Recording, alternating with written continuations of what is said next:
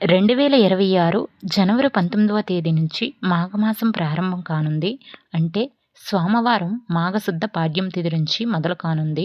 మరలా ఫిబ్రవరి 17వ తేదీన మంగళవారం మాఘ బహుళ అమావాస్య తిథితో ముగుస్తుంది. ఈ ఉత్తరాయణ మాసంలో ముఖ్యమైన పండగలన్నీ వస్తాయి. అంటే జనవరి 23న వసంత పంచమి, అంటే ఆ రోజు సరస్వతీదేవి అమ్మవారిని పూజిస్తాము. జనవరి 26న రథసప్తమి. సూర్య భగవానుడికి ఎంతో ఇష్టమైన మాసం మాఘమాసం. రథసప్తమి అంటే మరీ ముఖ్యం. జనవరి 29న భీష్మ ఏకాదశి, ఫిబ్రవరి 1న మాఘ పౌర్ణమి మరియు ముఖ్యంగా ఫిబ్రవరి 15న మహాశివరాత్రి పర్వదినాలు వస్తున్నాయి. అలాగే ఈ మాసంలో ఆదివారాలు సూర్యభగవాన్ని విశేషంగా పూజిస్తాము. రథసప్తం రోజు తర్వాత ప్రతి ఆదివారం కూడా పూజిస్తాము.